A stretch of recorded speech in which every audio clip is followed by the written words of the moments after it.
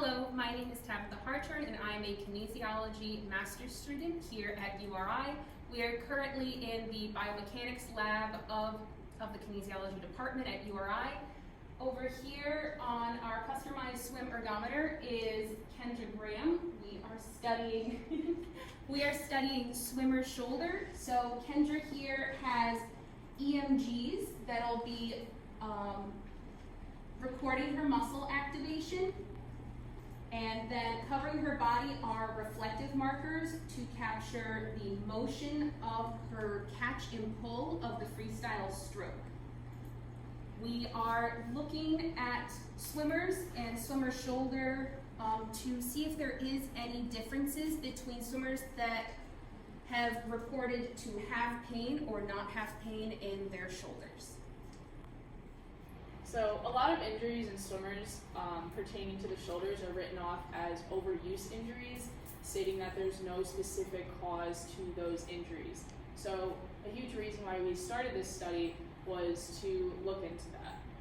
Yeah, we both, as past swimmers, swim instructors, swim coaches, we have not only experienced it ourselves, but we've also seen our athletes experience this shoulder pain and not really have a reason why, or as Kendra said, it just gets written off, ice it, go back tomorrow.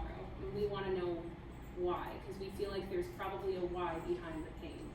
Correct. So additionally, not all swimmers will get a shoulder injury in their lifetime, and because overuse injuries aren't strictly determined by one cause, we think that by doing this research, we may be able to find a muscular or kinematic reason, so future swimmers and coaches will have something to go off of to use in the weight room or at practice to help prevent and treat their current injuries.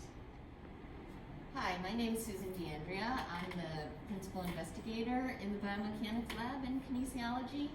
So I'm working with Tabitha and Kendra to help them develop their study.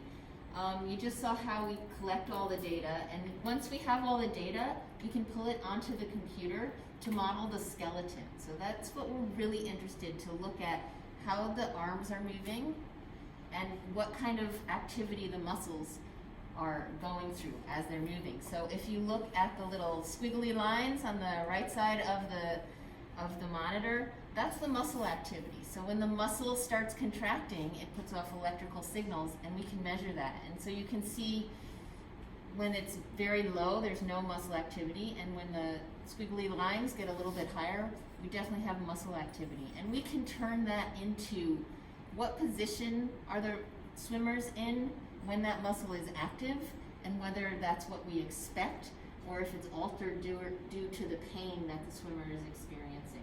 So we started this study because we were both interested in swimmers' injuries. We've noticed that there were a ton of shoulder problems in ourselves and our peers, and we wanted to learn more about why. So swimming is not a hugely researched sport. It's not as lucrative as a sport such as baseball. So we hope that this study will allow us to expand on our current research and help coaches and athletes alike help prevent and treat shoulder injuries.